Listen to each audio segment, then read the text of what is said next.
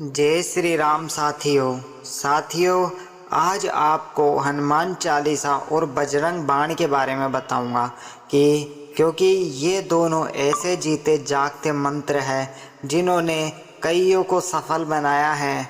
लेकिन कहा जाता है कि बजरंग बाण नहीं पढ़ना चाहिए, तो वो क्यों नहीं पढ़ना चाहिए और किस समय पढ़ना चाहिए और महाराज जी का इन बारे में क्या कहना है। जैसे हमारे महाराज जी धीरेन्द्र शास्त्री महाराज जी है, उन्होंने कहा कि बजरंग बाण नहीं पढ़ना चाहिए, तो उनका कहने में क्या है, क्या मतलब था कि क्यों नहीं पढ़ना चाहिए और कब पढ़ना चाहिए।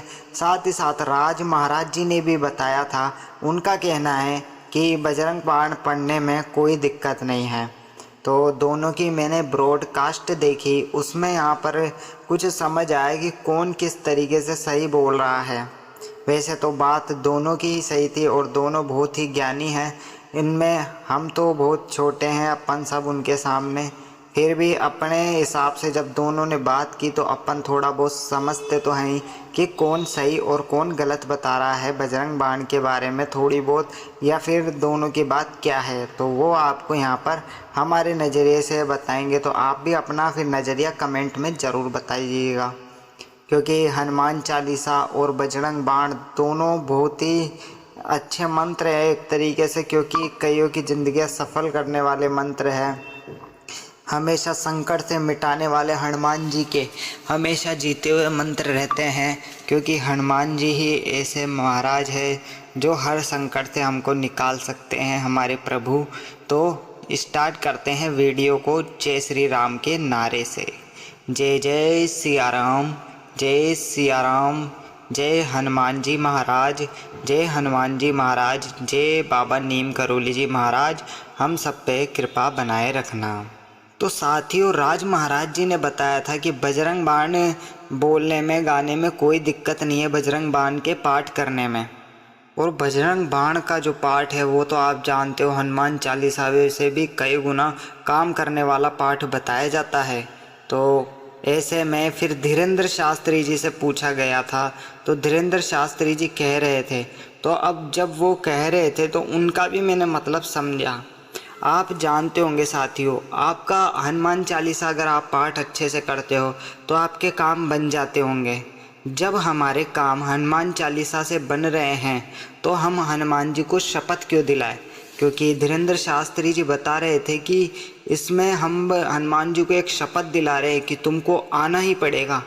तो ये बजरंग बाण उन्होंने बोला, उन्होंने ऐसा नहीं बोला कि नहीं पढ़ना चाहिए, उन्होंने बोला कि अपन को लग रहा है कि हाँ अपन अभी हनुमान चालीसा में ही समझ जाएंगे और ऐसी कोई दिक्कत नहीं है। जब पानी सर से ऊपर नहीं है तब तक हम यहाँ पर हनुमान चालीसा कर सकते हैं।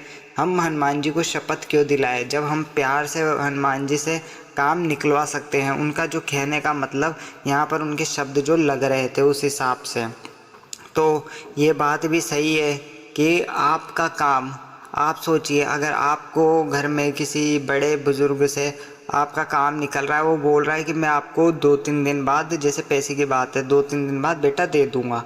अब ऐसे में आप ज़िद्दी बना लो, नहीं मुझे तो आज ही चाहिए, अब आपको आज ही ज़रूरत है, तो आप अपने परिवार को शपथ दिलाएंगे, लेकिन ज़िद्द करोगे मतलब।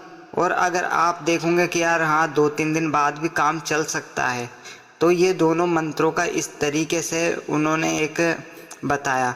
तो ऐसे में अब अपन को, यानी कि जब अपन को लगे आज तो मुसीबत बिल्कुल सर पे ही आ चुकी है और हम हनुमान जी की हमेशा पूजा करते हैं, तो अब मुसीबत सर पे आ चुकी है, उसके बाद भी हनुमान जी हम पर कृपा नहीं कर रहे, तो हमारा दिल तो टूटेगा ही।